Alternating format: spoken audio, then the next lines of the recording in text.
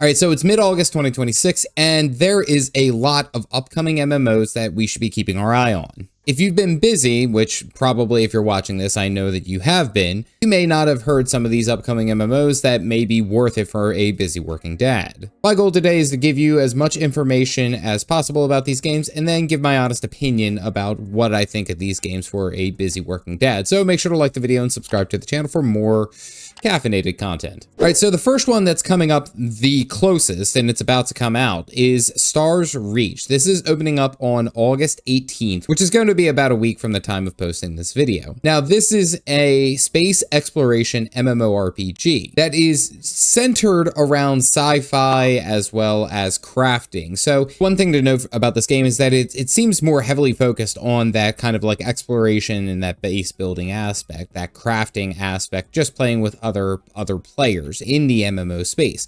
Now, I will say it has a charming look at it. It has something that makes it seem more appealing to more of we'll say, relaxing type game. It doesn't seem like there's any heavy combat or intricate details like that. It just seems like it's generally just focused on open world base building with your friends. Now, that's not to say that that is the total picture, and we'll have to see what comes out on August 18th. But to keep this in mind, there is no free option. So for a busy working dad, spending that money on a game that's more relaxing, that might be your take, not necessarily mine. I enjoy action, I like combat, I like those types of things. So this is one that I would say, if you are into that simulation kind of genre, the MMO simulation genre, then this might be one for you. So the next game that is coming out that we are going to keep our eyes on is Aion 2, or Aion 2, however you wish to call it, which right now it is looking to start its 5-day early access around September 30th is when we will start to see this game be able to play. And it's PC only at this rate.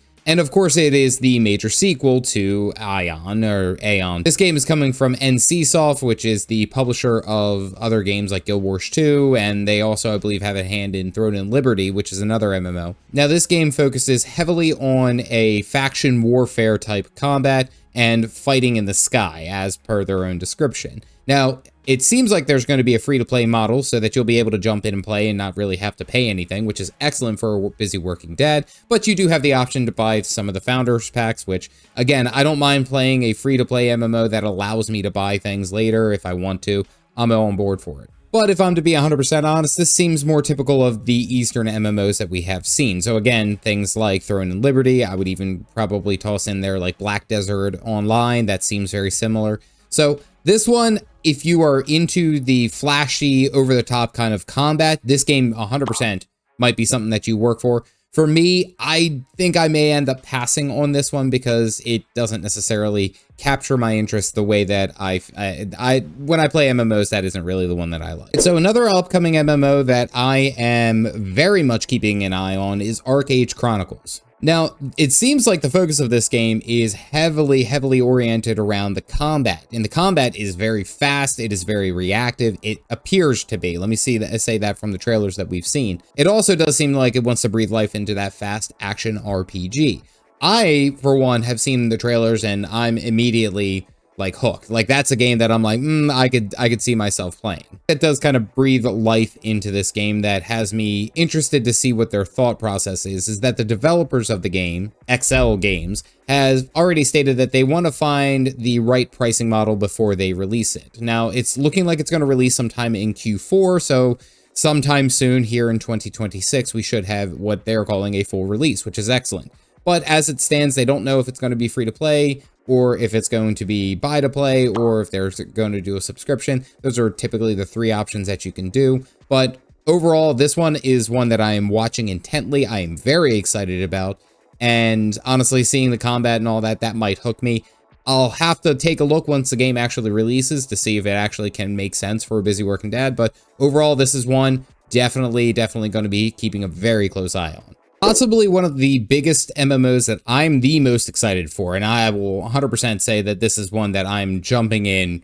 I don't even care if it costs because it just looks awesome, and I love the gritty idea of it, is Bellatores. It's an upcoming sandbox medieval MMORPG, which again, I'm all about. I love those types of, I'm drawn to those types of MMOs. So the main story of this is that you are a character embroiled in noble house conflict, where each of these houses are fighting for control over territory, political control, resources, and things like this. Now, it does seem like there is a classless system, so you won't necessarily create a archer or a, you know, a warrior or a barbarian, anything like that, but it's based off of the weapon. So think very much if you play New World Eternum before it imploded. What I like the most is that it has the fast-paced dynamic combat. Again, the combat is what catches my eye in most MMORPGs. It is what catches my eye in most games. So when I see something that's flashy and it can offer a lot of like in-depth rotations and skills, I'm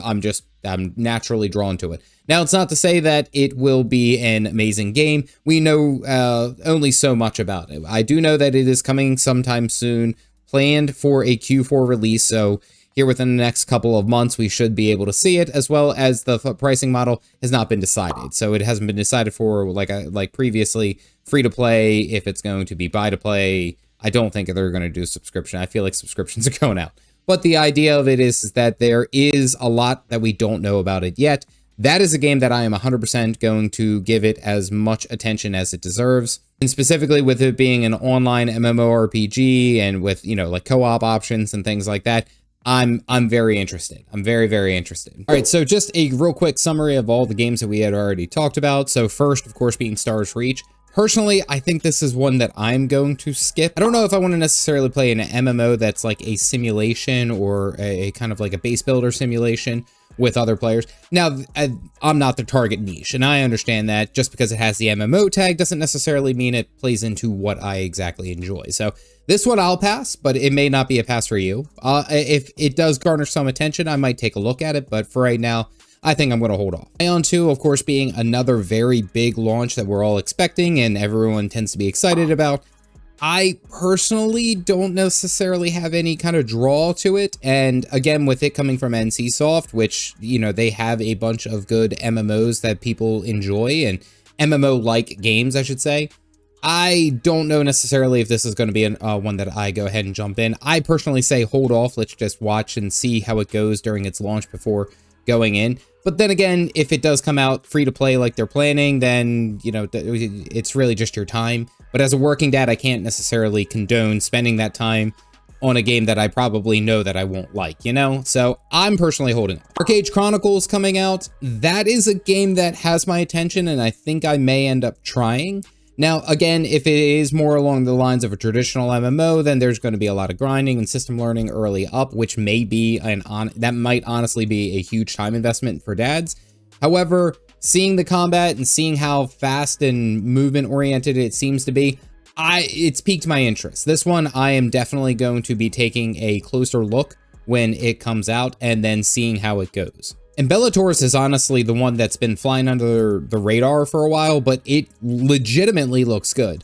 Now, personally, I'm more akin to the class system, so having specific classes that you start and choose and then you can go from there. However, I'm not necessarily against the weapon combat because it seems like the combat, the actual RPG combat, is going to be the heavy focus of this game, and it seems like the switching back and forth between different weapon sets, that kind of determines how you play. So it's interesting enough, and I honestly think that it could be a lot of fun. This is probably one that I'm going to go ahead and take a look for and give it a shot as it releases, because honestly, it looks like fun. So yeah, those are the biggest upcoming MMORPGs within the end of the 2026 year. There's a lot of exciting things. There's a lot of things that we should be paying attention, and I'm going to be probably taking a look at each and every one of them as far as a busy working dad to see if it's going to be worth your time. So make sure to like the video and subscribe to the channel for more caffeinated working dad content. If you are a working dad and you've been curious about trying out one of the most difficult games out there in Elden Ring, you can click this video here to see my full working dad's review. As always, stay caffeinated, folks.